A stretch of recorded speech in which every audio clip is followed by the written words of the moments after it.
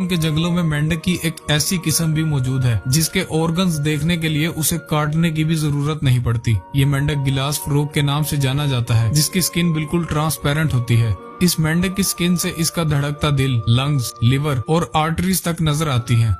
Amazon forest में चींटी की एक ऐसी किस्म पाई जाती है जो बेहद खौफनाक है।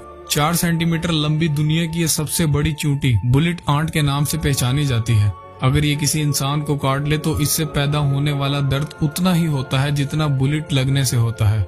इसीलिए इसे बुलेट आंट कहा जाता है। 67 लाख स्क्वायर किलोमीटर पर फैले इस जंगल से दुनिया का सबसे बड़ा दरिया गुजरता है, जिसकी लंबाई 6840 किलोमीटर है, जिसे अमेज़न रिवर कहा जाता है। पूरे रेन फॉरेस्ट से बारिश का जितना भी पानी इकट्ठा होता है वो इस रिवर से होता हुआ ओशन में जा गिरता है।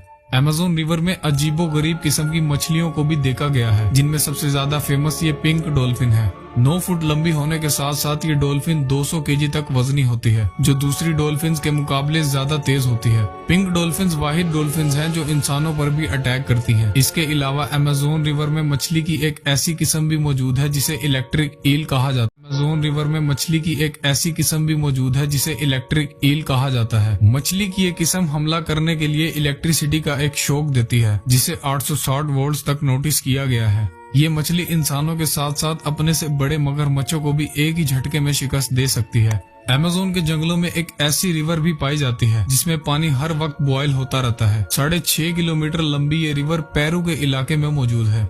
इस रिवर में पानी का टेम्परेचर 100 डिग्री सेल्सियस तक होता है, जिसमें कोई भी चीज आसानी से पकाई जा सकती है। इस रिवर में मौजूद पानी पूरे साल बॉयल हो रहा होता है, लेकिन इसकी असल वजह आज तक किसी को भी मालूम नहीं है।